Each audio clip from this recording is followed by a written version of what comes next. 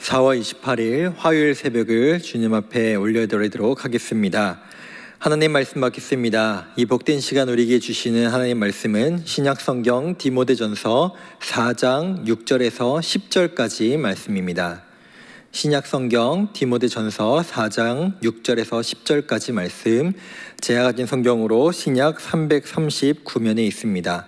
오늘 말씀의 제목은 깨우치면 양육을 받으리라입니다.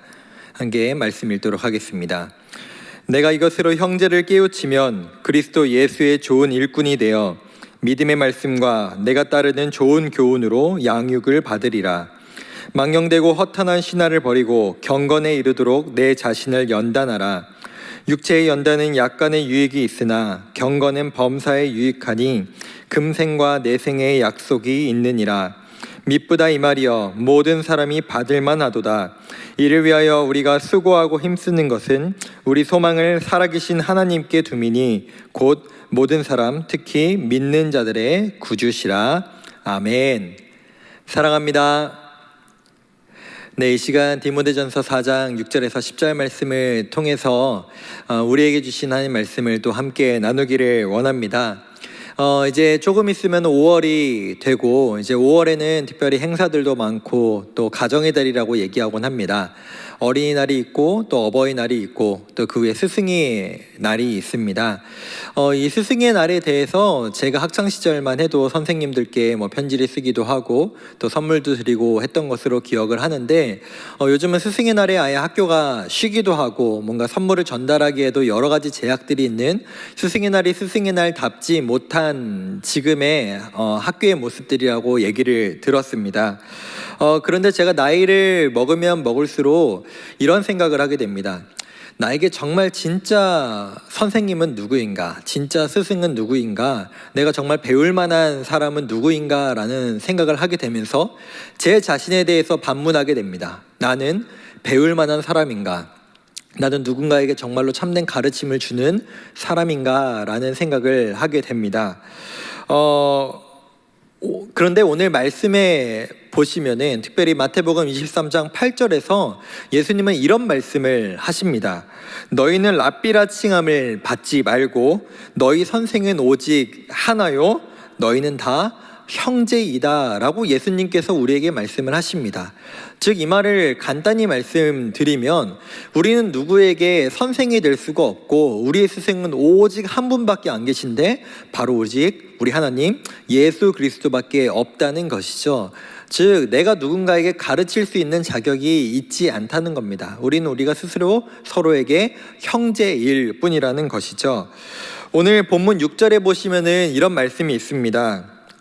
내 자신이 말씀과 교훈으로 양육을 받아야 할 것이다 라고 6절에서 얘기를 하고 있는데요, 여기서 양육을 받으라는 것은 너가 누군가에게 스승이 되거나 누군가에게 가르침을 주는 그런 자가 되기에 힘쓰기보다 너는 먼저 가르침을 받는 자가 되어야 한다라고 얘기하는 것과 같습니다. 그런데 오늘날의 우리의 시대를 돌아보면 우리는 무엇인가 배우려고 하기보다 누군가 타인의 말을 들으려고 하기보다 내 말을 하기에 앞서고 누군가에게 내 주장을 먼저 말하기에 앞서고 누군가를 가르치려는 모습이 만연해 있다는 것을 알 수 있습니다. 인터넷만 봐도 많은 사람들이 누군가의 선행이나 누군가의 잘한 모습들에 대해서 내가 정말 그 모습을 닮고 싶다라고 얘기하기보다 정말로 훈수를 두고 누군가를 가르치려고 하고 그 어떤 잘한 행동에 대해서도 뭔가 잘못을 트집을 잡으려는 모습이 얼마나 많은지 모릅니다. 사랑하는 성도 여러분, 우리는 언제나 이 세상을 살아갈 때 우린 주님 앞에서 겸손한 자로 살아가야 할 줄로 믿습니다. 왜냐하면 우리는 모두 형제이고 우리는 그 예수님 앞에서 오직 우리가 모두 예수님의 제자가 되어야 하고 예수님을 따라야 하는 하나님의 성도이기 때문입니다. 그런데 여기서 오해하지 말으셔야 될 것은 특별히 교사로 섬기시는 우리 선생님들, 많이들 이제 연초마다 또는 연말마다 우리 선생님들 이렇게 섭외할 때 이렇게 겸손하게 많이 얘기하십니다. 저는 누구를 가르칠 수 있는 자격이 없습니다. 아는 것도 없습니다. 저는 조건도 주어지지 않고 저는 누군가를 가르칠 지식도 없습니다 라고 이렇게들 많이 사역 사양하시는데 이것은 내 지식을 가르치는 것이 아니라 예수님의 지식을 전하는 모습이 우리의 모습이어야 하고, 왜 우리가 그렇다면 또 교사로 섬겨야 되는지 오늘 말씀에서 또 그렇게 기록을 하고 있습니다. 6절에 보시면 바울은 정말로 자신의 사랑하는 멘토인 디모데에게 이렇게 얘기를 합니다. 6절에서 지금까지 내가 디모데 너에게 했던 말씀들을, 특별히 그 바로 앞절에 있는 5절에 있는 말씀과 기도에 대한 부분들을 형제에게 깨우치면 이라고 6절을 시작합니다. 근데 뒷부분에 보시면 아까도 말씀드렸지만 양육을 받을 것이다 라고 나와 있는데, 그 양육을 받는다라는 것이 그 깨우침을 받는 형제에게 대상이 된 것이 아니라 형제를 깨우치는 형제에게 그 말씀과 기도를 깨우치도록 하는 너 자신이 양육을 받을 것이다 라고 지금 그렇게 되어 있다는 것입니다. 논리적으로는 지금 이게 맞지 않는 것이죠. 깨우침을 받는 사람이 양육 또한 받는 것이 마땅한 것인데, 오늘 말씀은 깨우치는 자가 양육을 받을 것이다. 좀 더 쉽게 말씀드리면 가르침을 주는 자가, 가르치는 자가 양육을 받을 것이다 라고 얘기하고 있는 것입니다. 이 말씀에 대한 것은 간단히 우리가 이해할 수 있습니다. 쉽게 말씀드리면 너가 누군가에게 그 진리를, 하나님 말씀을 깨우치게 하기 위해서는 너 스스로의 성장이 분명히 필요하기 때문이라는 것이죠. 특별히 기독교에서 배움과 훈련에 있어서는 절대 일방적이지 않습니다. 그저 받는 자에게만 주어지고 끝나는 것이 아니라 그것을 전하는 자에게도 은혜가 넘치고 그 사람에게도 정말로 성장하는 유익이 가득한 모습이 있는 것이죠. 단적으로 말씀드리겠습니다. 오늘 이 시간 설교를 들으시는, 예배를 드리시는 우리 성도님들 약 10분 동안 이 예배를 함께 하실 텐데, 그렇다면은 저는 이 말씀을 묵상하고 설교를 준비하기 위해서 얼마의 시간을 노력을 들였을까요? 이것만 봐도 간단히 말씀드릴 수 있다는 것이죠. 누군가에게 이 복음을 전하기 위해서, 이 말씀을 가르치기 위해서, 깨우치게 하기 위해서는 그것보다 더 많은 노력과 시간이 필요하고, 그거는 제 스스로가 하나님 앞에 양육받는 시간이 될 수밖에 없다는 것입니다. 7절에서 이렇게 얘기합니다. 경건에 이르도록 내 자신을 연단하라. 8절에서도 경건은 범사에 유익하다. 10절에서도 이를 위하여 수고하고 힘쓰라 라고 디모데에게 바울은 얘기하고 있습니다. 이 말씀은 우리에게도 주는 말씀입니다.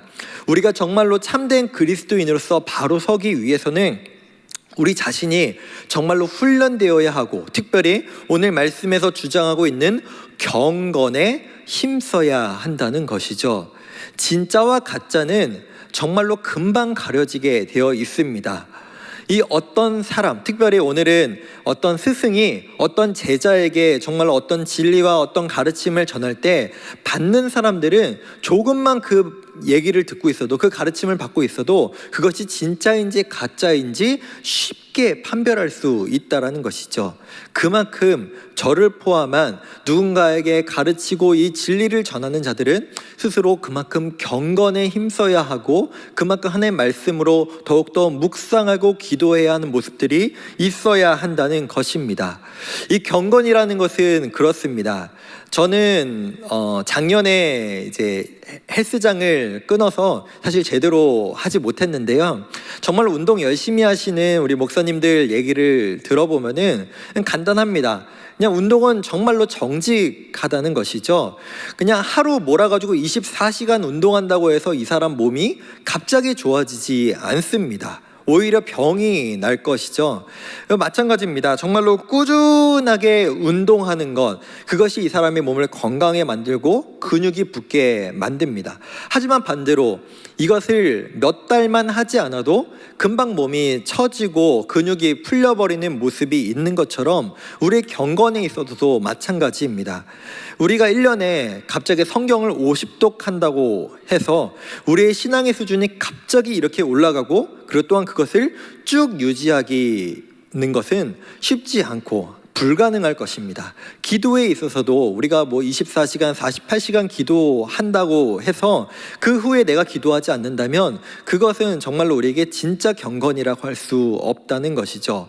우리의 경건의 모습, 말씀과 기도로 스스로 훈련하는 모습은 우리가 정말로 누군가에게 선한 영향력을 전하기 위해, 누군가를 깨우치기 위해, 우리 자신이 성장하기 위해 우리가 필수적으로 해야 하는 성도의 모습이라는 것입니다. 사랑하는 성도 여러분, 예수님께서도 언제나 제자들에게 그 믿음의 본을 보여주셨습니다. 언제나 그 예수님께서는 조용한 곳에 나가셔서 기도하시고 그 말씀을 전하시고 그 말씀대로 사셨던 분이 바로 우리 예수님입니다. 우리 또한 우리 부모님들께서, 또 우리 선생님으로 섬기시는 우리 선생님들께서도, 또 교회의 어른들로 계시는 우리 많은 어른들께서도, 또 저를 포함한 우리 목회자들도 이 경건에 힘써서 누군가를 깨우치기에 힘쓰는 모습이 우리 가운데 있어야 할 줄로 믿습니다. 왜냐하면 그것이 바로 우리 스스로가 하나님 앞에 양육을 받는 모습이고, 우리 스스로가 하나님 앞에 성장하고 가까이 가는 모습이기 때문입니다. 말씀을 정리하겠습니다. 오늘 말씀을 묵상하고 준비하면서 제 자신에게 정말로 많은 아픔이 있었습니다. 특별히 코로나19로 인해 이럴 때일수록 제가 맡고 있는 고등부 우리 학생들에게 그 아이들의 신앙을 위해서 더욱더 발로 뛰고 더 많은 노력들을 해야 하는데, 그러지 못한 저 스스로의 모습을 보며 또 제 스스로가 무너져가고 있는 이 경건의 모습을 보면서 제 스스로가 마음이 아프고 찔리는 마음을 많이 받았습니다. 사랑하는 성도 여러분, 교회 문이 닫혀 있을지라도 우리는 하나님 앞에 정직하고 또 하나님을 사랑하는 모습으로 경건에 힘써야 할 줄로 믿습니다.